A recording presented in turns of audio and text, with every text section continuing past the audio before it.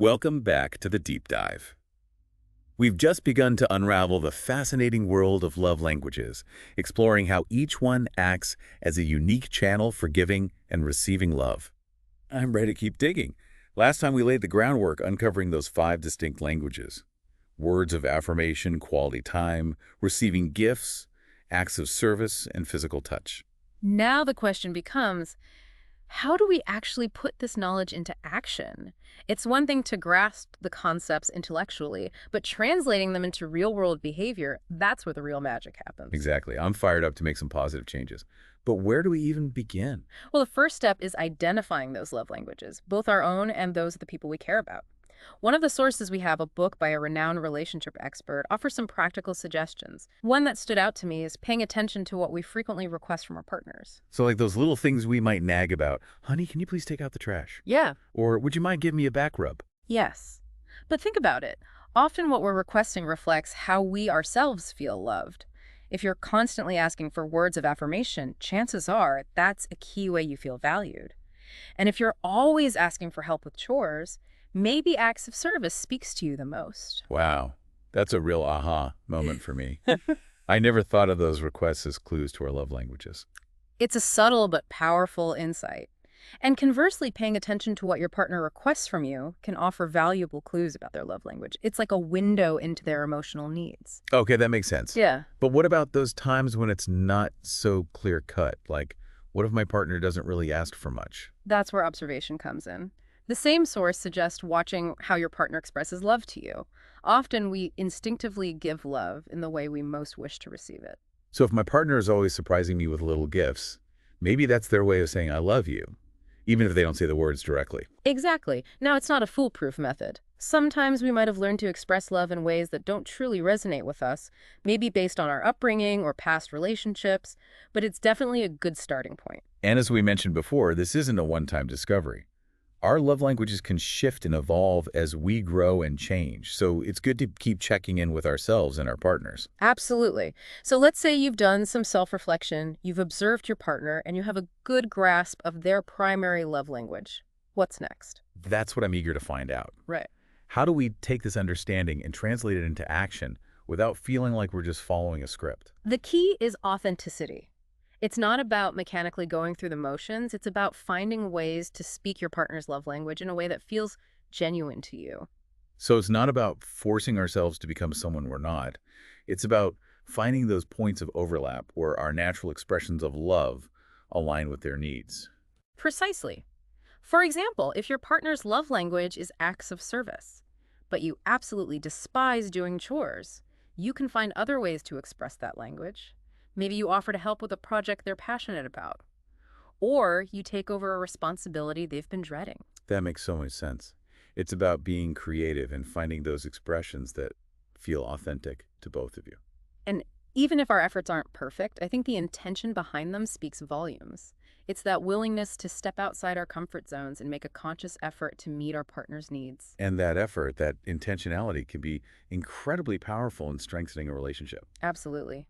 What matters most is that your partner feels seen, understood, and loved, and that can look different for everyone. This reminds me of something from one of the sources about not keeping score in relationships. That's so crucial. Love shouldn't be transactional. It's not about, I did this for you, now you do this for me. It's about giving freely and generously without expecting anything in return. Because ultimately, when we focus on meeting each other's needs, we both benefit. Exactly. And one thing that wasn't explicitly addressed in the source material, but I think is vital, is the importance of communication. Even once you know each other's love languages, you can't just assume everything's going to be smooth sailing. I was just thinking that. We still need to talk to each other, share our feelings, and make sure we're on the same page. It's an ongoing dialogue, not a one-time fix. And it requires patience and understanding on both sides. Because let's face it, learning a new language takes time and practice. And we're all bound to make mistakes along the way. Absolutely. But the rewards of becoming fluent in each other's love languages are well worth the effort.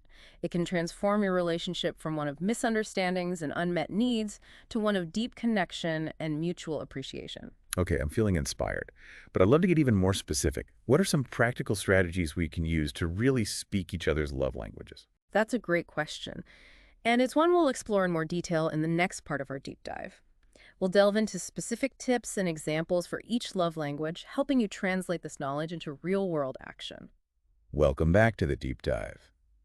So far, we've explored the 5 love languages and how recognizing these differences can have a huge impact on our relationships. We've talked about practical tips, the importance of ongoing communication, and even the idea that our love languages can evolve over time as we do. But as with anything worthwhile, there are some potential pitfalls we need to be aware of when it comes to putting this knowledge into practice. What are some of the challenges we might face as we try to navigate this new terrain? Well, one thing that comes up often is the temptation to weaponize love languages. Weaponize. Yeah. That sounds a bit intense. What does that look like in real life? It's when we use this knowledge as a way to manipulate or control our partner, like saying, well, if you really love me, you'd do this for me. Or using their love language as a bargaining chip to get what we want. Oh, wow.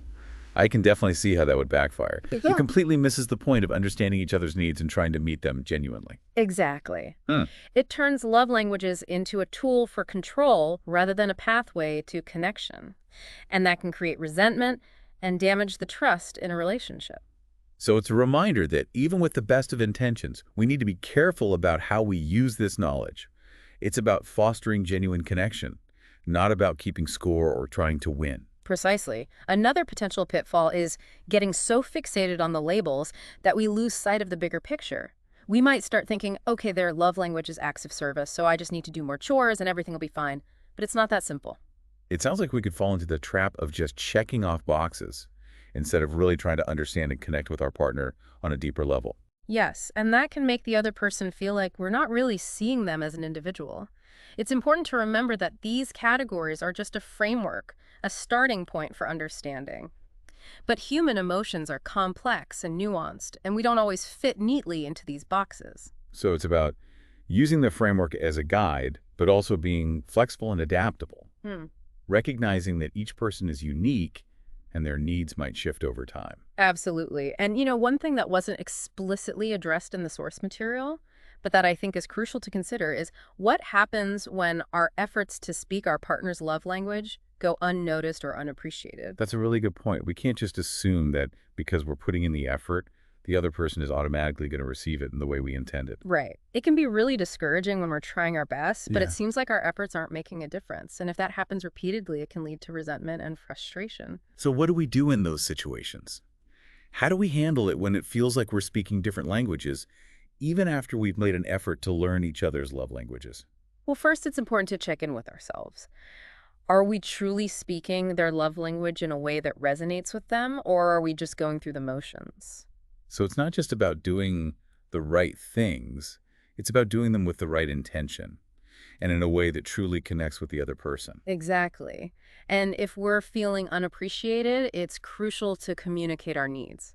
We can say something like, hey, I've been trying to show you love in a way that's meaningful to you, but I'm feeling a little discouraged. Can we talk about this? So it's about having those open and honest conversations, even when they're difficult, Yeah. rather than letting resentment build up. And sometimes it might be that our partner needs a little guidance. We can gently point out the things they do that make us feel loved and explain why those actions are so meaningful to us. It's about helping them understand our language, just like we're trying to understand theirs. Precisely. Now, we've talked a lot about romantic relationships, but remember, love languages apply to all kinds of relationships in our lives. Friendships, family relationships, even our interactions at work. I was just thinking about that. It would be really helpful to understand the love languages of my close friends and family members. It could explain so much about how we interact and why we sometimes clash. Absolutely. For example, maybe you have a friend who always wants to go out and do things together while you crave more quality time spent just talking and connecting on a deeper level. Or maybe you have a family member who's always showering you with gifts, but you really just want them to spend more time with you. Those mismatched love languages can create friction in any relationship, but once we understand those differences, we can start to bridge the gap. It's like having a secret decoder ring for human behavior. And this knowledge can be especially helpful in the workplace. Maybe your boss thrives on words of affirmation, so expressing your appreciation for their guidance can go a long way. Or maybe a colleague feels most valued when you offer to help with a task, even if it's something small. So this framework can really enhance our interactions across the board, helping us to create more harmonious and fulfilling relationships in all areas of our lives. It's about being more mindful, more observant, and more intentional in how we connect with the people around us. And as we wrap up this deep dive, one final thought that I find really powerful is the idea that love isn't just about meeting our own needs. It's about contributing to the well-being of another person. It's about shifting our focus from what we're getting to what we're giving Hmm. and recognizing that true love is about nurturing the other person's happiness and growth. And that shift in perspective can be transformative. It can move us from a place of scarcity and self-interest to a place of abundance and generosity. So as we've learned, understanding love languages is a powerful tool for building stronger, more fulfilling relationships in all areas of our lives. But it's important to use this knowledge wisely, authentically, and with a genuine desire to connect with the people we care about. It's about recognizing that everyone experiences and expresses love differently, and there's no one right way to do it. So be curious, be open, be willing to learn and grow, and most importantly, keep those love tanks full.